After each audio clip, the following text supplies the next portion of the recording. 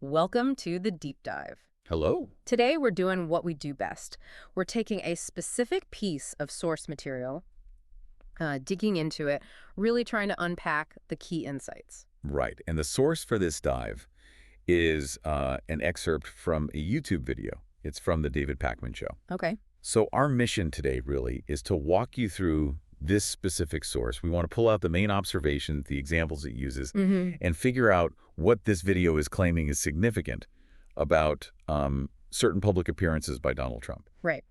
So the material we're looking at, it focuses on these observations about public comments, appearances. In this particular video, it frames its whole discussion by describing Donald Trump as, quote, completely disoriented. And visibly confused, yeah. Visibly confused. That's the framing. And importantly, the source itself says its analysis would be funny if it weren't so terrifying. That's a direct quote they use. And it also explicitly points out what it sees as a double standard. Comparing how, President Joe Biden is treated in the media versus how Trump is treated, at least from this source's point of view. Okay. And the video, it actually goes a step further. It claims Trump is lost. Not just, on policy details or facts, Right. but specifically on what the source calls language comprehension. That seems to be the core idea they're trying to show with their examples. Exactly. So, okay, let's dive into this source then. Let's look at the specific interactions the video actually uses to back up these claims about, well, this perceived confusion and disorientation. Okay. One of the main examples they really focus on, it involves an exchange about foreign student visas. Okay, I remember this part from the source. The video highlights a moment, right, where a reporter asks Trump about resuming interviews for foreign student visas, something that had been paused. Yeah, under his administration. And the video presents Trump's response as, well, quite striking. How so? It recounts him asking, on what? Then asking French. Yeah. Yeah, then following up with, for the French visa. Then sort of clarifying, for the foreign, French too, but all the foreign students. And finally landing on, oh, for the foreign visas, what are you referring to? Foreign visas for what? Are you talking about for colleges? And the video notes, he then just kind of shifted the conversation to talking about colleges, Harvard specifically. Okay, so that's the exchange. But how does the source interpret that? Because, like you said, that seems key to their argument. It really is central. The video argues pretty strongly this wasn't just, a simple mistake or a slip-up. Okay. Instead, they claim it's evidence of, a fundamental struggle, a struggle to process language. A language processing issue. That's their claim. The source suggests that maybe hearing foreign student visa, possibly from a reporter who had a French accent, they speculate maybe caused him to just fixate on the word French, Right. which then, according to the source, led to this spiral of confusion about what a visa even is in that context, ultimately showing, in their words, no idea what is going on. That's the video's analysis. And that's where they bring in that double standard comparison we mentioned earlier. Exactly. This is the point where the video claims, look, if President Joe Biden had given an answer like that one, Republicans would, and this is the source's wording, be making 25th Amendment ads. Wow. Okay. And that right-wing hosts would be, quote, screaming dementia. That's the direct comparison this specific source draws. Got it. So moving on from that linguistic interpretation, the source points to another pattern it sees, something about how he reacts. Yeah, exactly. Particularly focusing on how Trump reacts when he's, challenged or asked maybe a difficult question. Okay, this sounds like that taco trade or chicken out exchange the video spent time on. That's the one. The source describes a reporter asking about this, new Wall Street term, taco trade, Right. which apparently meant that Trump always chickens out on his tariff threats, and that's why markets were higher, according to the question. Yes, that's the interaction they zoom in on. The video reports Trump's first response was confusion, asking, I kick out, chicken out. Oh, and then I chicken out. I've never heard that. Then the source says he mentioned reducing tariffs on China, giving the European Union a tariff that made them want to meet, sort of pivoting away. And the sources take on that specific verbal part. Their interpretation is that Trump gets confused and, quoting again, spits out a word salad of no relation to the substance. A word salad. Okay. But what the source finds maybe even more interesting is Trump's reaction to the reporter right after that. Okay. What did they highlight there? The video points out Trump reportedly said, but don't ever say what you said. That's a nasty question. To me, that's the nastiest question. So attacking the question itself. Precisely. And their analysis of that reaction, that shift from answering or trying to answer to attacking the question is that it's, quote, not merely confusion, but what they describe as hostility as a defense mechanism. A defense mechanism. The source's argument is basically when he doesn't have an answer, he lashes out. And the instinct, according to this video's analysis, is always to attack the media, attack the reporter.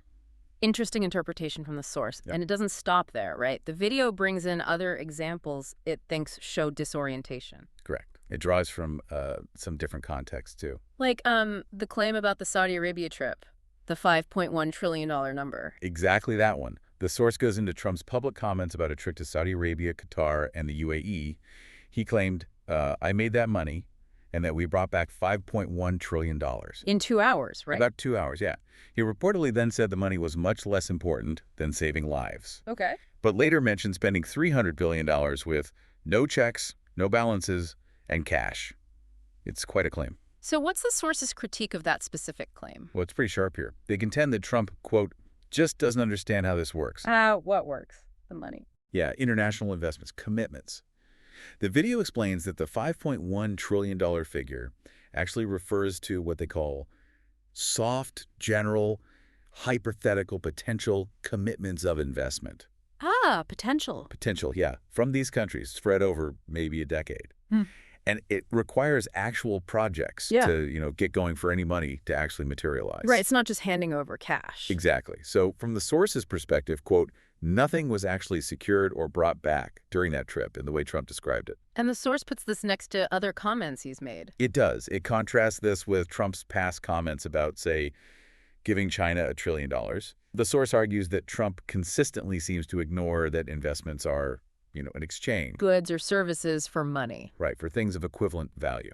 Not just receiving huge sums of money for nothing. That's the source's point. Okay. Then there's another specific verbal pattern the source highlighted, something they saw as another defense mechanism. Yes, the repeated use of a particular phrase when faced with, well, uncertainty. The 2 weeks comments. I remember that. That's it. The video gives examples. Like when asked difficult questions, maybe forward-looking ones. Like about Russia or Putin. Yeah, exactly. Like, are the Russians being disrespectful? Does Putin want to end the war?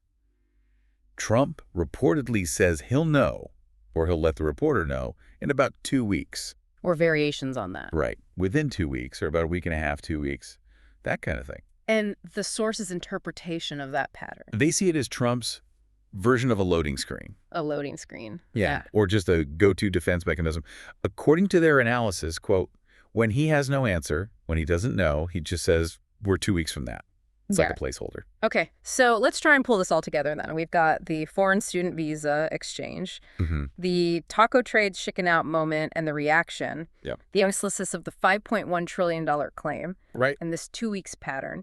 What are the overall conclusions that this specific source, this video, draws from all these examples? Well, based on these specific examples that it chose to highlight, the video offers its final assessment. Which is? It concludes that Trump, in their view, can't answer basic questions, doesn't know what's happening, lies with no hesitation, and then attacks anybody who points it out. That's a pretty strong summary from the source. It is. And from the perspective of this particular video, they also claim he is, quote, the one who's actually in power, supposedly at this point in time. That's part of their framing. Okay. So just to briefly recap this deep dive, which, remember, is focused entirely on this single YouTube source from the David Pakman Show.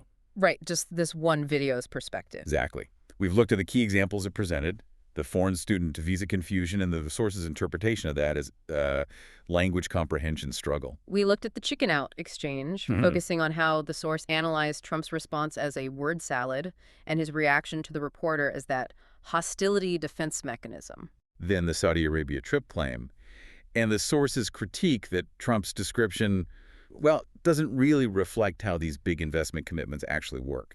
And finally, that pattern of saying 2 weeks, which the source interpreted as a kind of default response when, in their view, he doesn't have an actual answer. And it's really crucial to stress, again, our analysis here, everything we've discussed, has focused only on the specific claims, the examples, and the interpretations presented within this single source. The David Pakman Show video excerpt. That's right. We've really tried to just clearly present its viewpoint, its arguments. Okay. And the source, it leaves you, the listener, with one last kind of provocative thought, doesn't it? It does.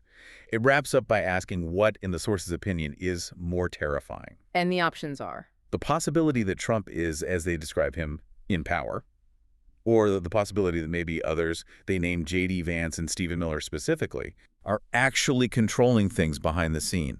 The source leaves it open which of those scenarios might be true, or, in its own words, which is scarier.